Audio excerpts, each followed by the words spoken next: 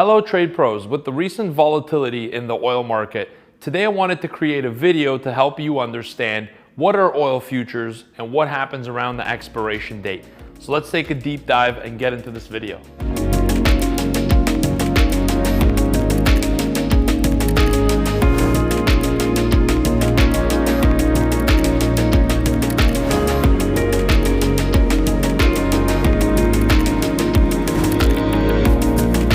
Before we actually take a look at oil, let's discuss what it means to own a company or a stock. When you own a piece of a stock, you become a fractional shareholder.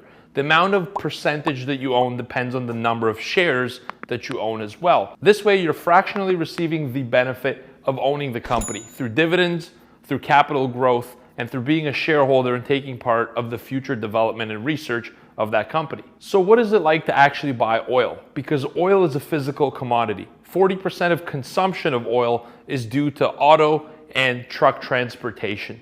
Plus it's in plastics and everywhere around us. It powers our world. But what do you actually buy? One way to do it is to buy the stock company of oil. However, you're exposed to the leadership, the balance sheet, and any bad debts, liabilities, or decisions that management makes of that company. Even though oil's going up, the company may mismanage their book and end up going bankrupt anyways.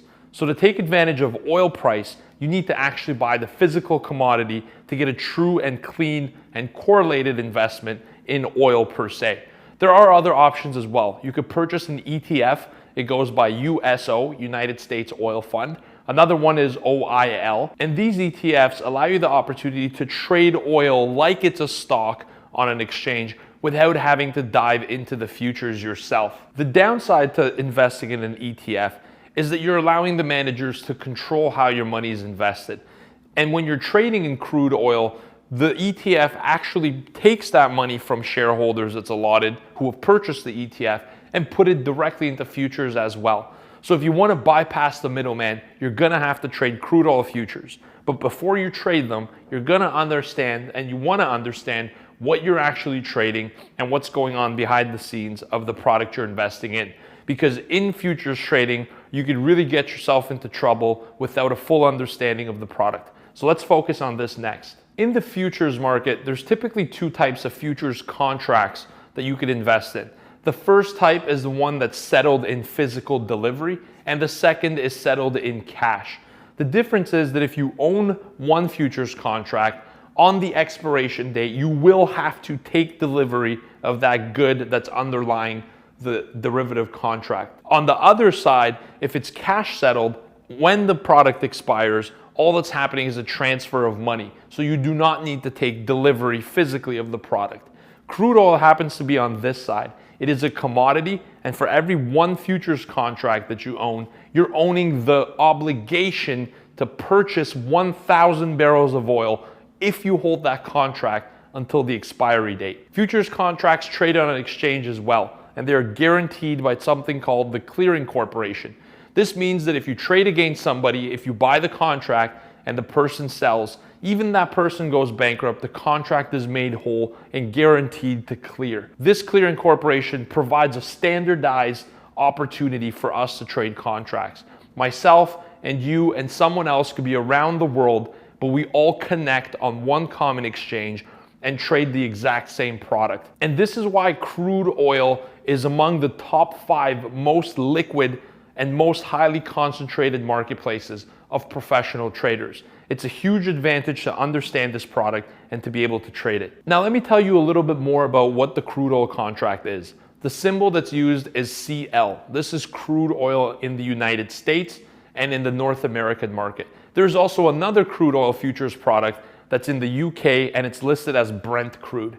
There are different crude products, and a third one has recently emerged in China where you could settle crude oil in the ports of the Chinese country. So how does this contract work? You go on an exchange, and with the symbol CL, there comes another letter.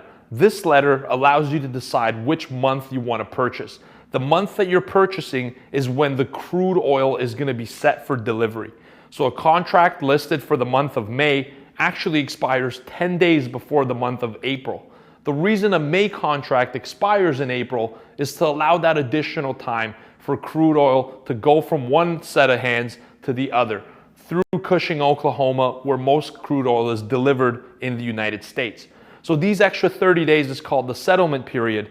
And this is why if you're trading a May contract of crude oil, it actually expires for trading in April. If you want to know which contract months expire when, the futures industry has a symbol for every month using a letter. And we actually have this on our mouse pads. As you can see here, you can see their symbol codes are listed at the bottom. It's a nice little way to reference this as you're trading and you want to look down. So here's an example. For the month of July, the contract symbol is N. For August, it's Q. For September, it's U. October, it's V. November, it's X. And December, it's Z. And so depending on what month it currently is, the one that expires the soonest is called the front month. This is the one that's used and quoted in the financial press. This is theoretically the price of crude. However, if you're trading the June contract, and this is the front month that's currently being quoted, you can also trade July, August, September, and 12 months out, you could trade a number of contracts. Therefore, there isn't really a price of crude right now. There are many prices of crude depending on the delivery date that you anticipate to take possession of them. This is why it's called the futures market. You're trading and valuing an asset today that you anticipate to take delivery or give delivery of in the future. So what happens on the expiration date? Let's assume you hold a contract like May, which was extremely volatile this year in 2020, and it expired 10 days before the end of the month of April.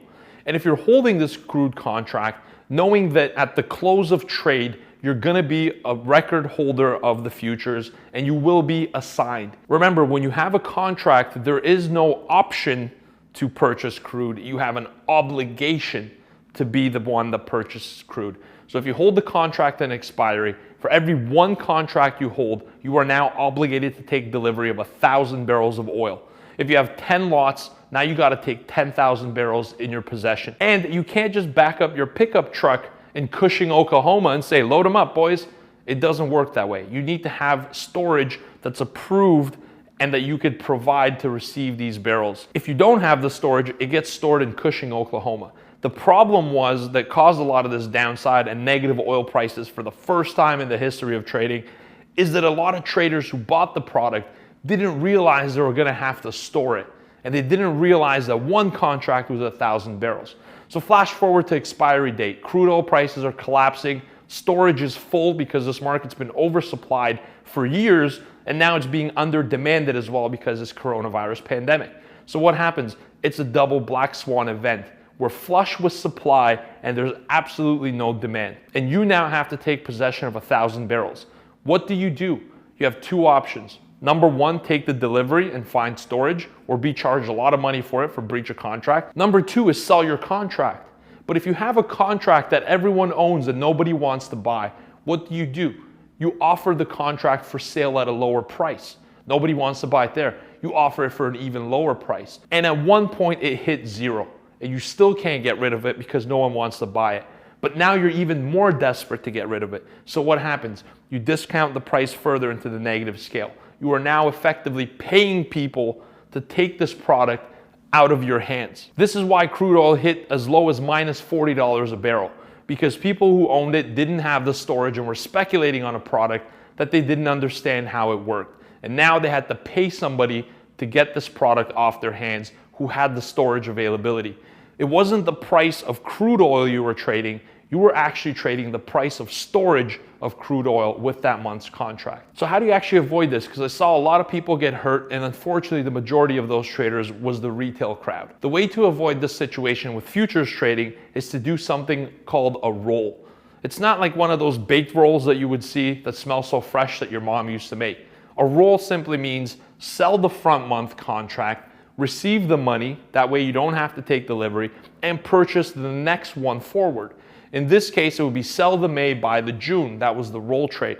If you want to avoid the situation where you get really desperate when it's coming down to the wire, you just don't let yourself get down to the wire to begin with. Professional traders roll their contracts at least 1 week before expiry for this very reason. So if the expiry date, for example, is April the 20th, what you want to do is get your contracts out of the May by selling it and buying the June. This roll allows you to avoid the very volatile expiration period. Now, not all crude oil contracts end up trading negative in expiration. There is great volatility around it, but nothing like what we've seen with the May expiration in April. That was absolutely groundbreaking and a historic moment. But that was entirely avoidable by rolling forward to the next month early. So remember, if you're going to be trading a new product, first thing is always learn how it works. Second thing, and the most important, is learn what are you responsible for in this contract that you're signing. Because futures, unlike stocks, are contractual obligations that you sign on the time of purchase. And because the market is more concentrated densely with professional traders, there's very little leniency of saying, I didn't know what I was doing. That doesn't hold up in court, and it certainly won't hold up in the markets. So what have we learned? Let's recap very briefly. Number one, crude oil is a commodity. There is a physical demand for this commodity for the operation of businesses and transportation of goods that end up at your doorstep. It trades entirely different than one stock. Another thing we've learned is that stock gives you access to ownership of a fractional level of a company, whereas oil futures give you the obligation to purchase the physical commodity. This is why when you trade futures on oil specifically, you're going against refiners, big producers, and very big institutional accounts that manage sovereign wealth for countries. However, there's no need to panic or fear. Now that you understand what to do, remember these rules. Always get rid of your futures contract at least 1 week before expiration. Always know when the date of expiration is so you can follow that first rule. Roll your contract positions forward. And remember, this is an obligation. Keep your margins low and avoid overextending your account balance. The last thing you want to be doing is flying 100 miles an hour at a corner that you have to turn in at 50. It's a scary feeling on a racetrack, it's a scary feeling in life, and it's certainly a scary feeling in oil, like we found out with the May expiry series just a few weeks ago. So I hope this video has been super educational for you. If you liked it, please click the like button, give us a thumbs up, subscribe to our channel, and be sure to turn on the notifications because we create content for you regularly. If you want to learn about futures trading, click the link in the description or right here above to get started with our free training course. And when you're trading, be sure to be part of a community full of professional traders like TRADEPRO Academy. We'll see you in our trading room, manage your risk, and trade like a trade pro. Take care and goodbye.